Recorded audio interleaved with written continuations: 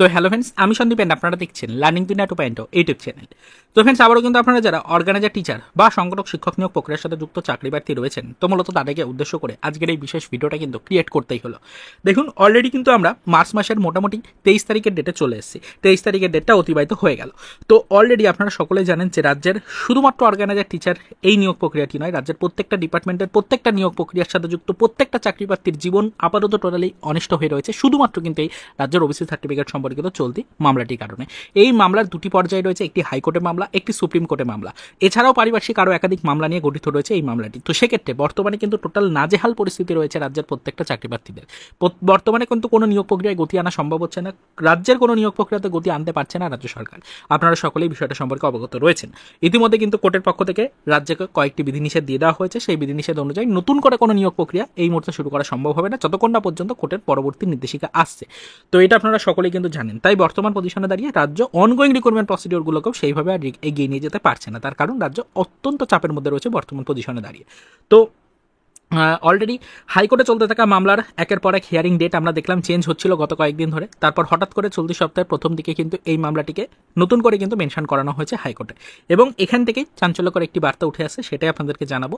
তো অলরেডি কিন্তু মামলাটি মেনশন করা হয়েছে চলতি সপ্তাহের সোমবারের ডেটে। তো এই মামলাটি হিয়ারিং ডেট আগামী সপ্তাহে পড়ছে, এরকমটাই কিন্তু এই মুহূর্তের বিশেষ আপডেট। তো আগামী সপ্তাহে হাইকোর্টে আবারও কিন্তু ওবিসি সার্টিফিকেট সম্পর্কিত চলতি মামলার হিয়ারিংয়ের ডেট নির্ধারিত হয়েছে। তো শুধুমাত্র ওই ডেটে ওবিসি মামলাটি উঠবে এরকমটা কিন্তু নয়। এই ওবিসি মামলার যে মেন মামলা, সেটার সাথে সাথে পারিপার্শ্বিক আরও একাধিক মামলা রয়েছে, যেখানে রাজ্যকে কিন্তু একাধিকবার হেনস্থা করা হচ্ছে। অর্থাৎ রাজ্যের এগেনস্টে একাধিক মামলা রয়েছে, নতুন নতুন অনেক মামলা হয়েছে।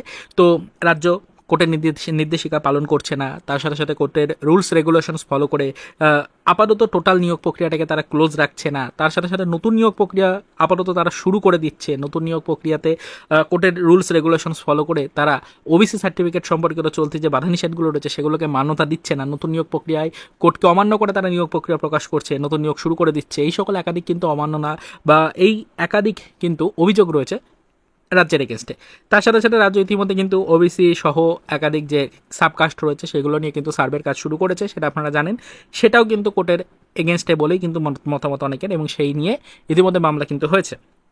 তো সব মিলে এটাই বলা চলে যে আপাতত বর্তমান পজিশনে দাঁড়িয়ে শুধুমাত্র রাজ্যের ওবিসি মামলা নয়, এই ওবিসি মামলা রিলেটেড আরও একাধিক কিন্তু সংগঠিত মামলা রয়েছে, সেগুলো কিন্তু অবশ্যই ওই একই ডেটে উঠতে চলেছে কোর্টে। তো সব মামলা যদি একই ডেটে কোর্টে ওঠে এই ওবিসি রিলেটেড, তাহলে কিন্তু সবকটা মামলার কথোপকথনের মধ্যে দিয়ে নতুন নতুন তথ্য সামনে উঠে আসবে, এবং কোর্টের পক্ষ থেকে নির্দিষ্ট কিছু রুলস অ্যান্ড রেগুলেশনস কিন্তু বেঁধে দেওয়া হবে। রাজ্যকে কিছু নির্দেশিকা দেওয়া হবে, কোন কোন নিয়োগ প্রক্রিয়া এগিয়ে নিয়ে যাওয়া সম্ভব, কোন কোন নিয়োগ প্রক্রিয়া টোটালি বাধা থাকবে, সব বিষয় কিন্তু পরিষ্কার হবে ওই হিয়ারিংয়ের ডেটেই।